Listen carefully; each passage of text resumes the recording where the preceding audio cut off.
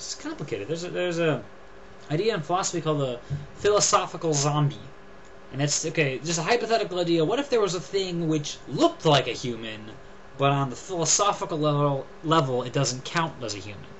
Like, you know, if you punch someone in the face, that's mean.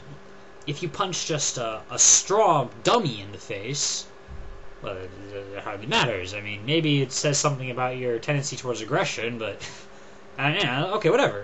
Who really cares? You slice up a dummy, you can be sewn back up.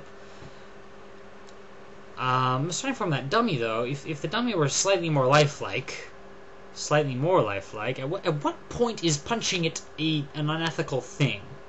Because we could program, even without computers, you can have like a swivel, you know, like a voice box they put in toys or whatever, and the toys would be like, oh, you're my friend, or something, you know.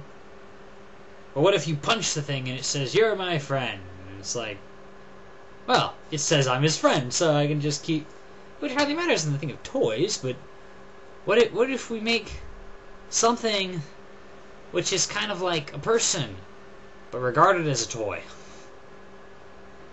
That's a pretty fundamental question of AI. And if it says, hey, you're my friend, in spite of all the hypothetical punching you might do, is that, like, real, or is that, you know, fake, or what do we... Is that a philosophical zombie, you know? It doesn't matter what we do to it, because it's not real? Particularly with the old backup idea I was mentioning, you know, the guy gets killed and they bring him back from backup, and it's like, oh, well, I didn't really kill him then. You know, you basically took away a couple of days worth of memory. Heck, imagine that we update our memory things so fast that the memory is constantly being updated to some computer somewhere.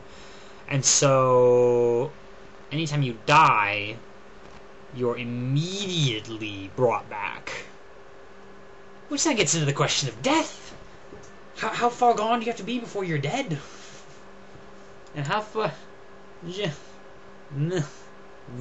What happens if, like, this system is applied to everybody, this hypothetical bring you back from the dead by restoring you from backup system, and, like, some people object? And what do you do with a guy who, like, dies, and then someone restores him from backup against his previously expressed will? And maybe this guy comes back and he's like, it's a new full human being with the same memories as the old guy. And he says, what the freak, I died, guys. I ought to be dead.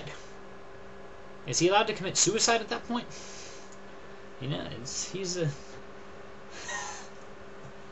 I don't know. I really don't. I just hope that the AI doesn't, you know, try and kill us all or something. Though, actually, the sci-fi things that generally come up make these moral questions so much easier, right? In, like, Terminator or whatever, the computer got too smart for its own good and decided to kill all humans. For no good reason at all. You know, and it's not like the computer makes, like, impassioned arguments of, like, well, this is why I have to exist and why I feel like killing all humans. And, like, no, just, like, you know, send out the Terminators. Kill all humans. And okay, so then it becomes very obvious that the heroes of the story ought to go kill the computer, in Terminator or otherwise. It's really rare that we get into what counts as a human, what counts as ethics and ethical, and, you know, it's not exactly standard sci-fi fare. I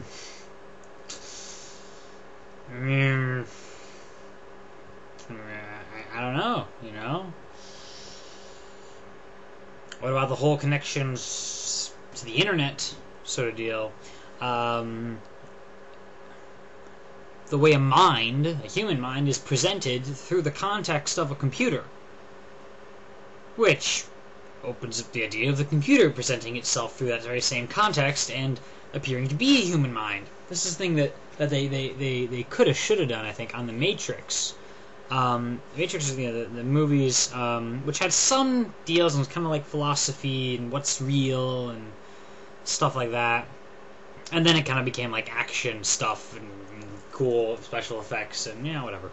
I think Ebert, someone said it in his review that, you know, it could have been a very different movie. I think it was a review of the first one. I don't know. Don't quote me on that.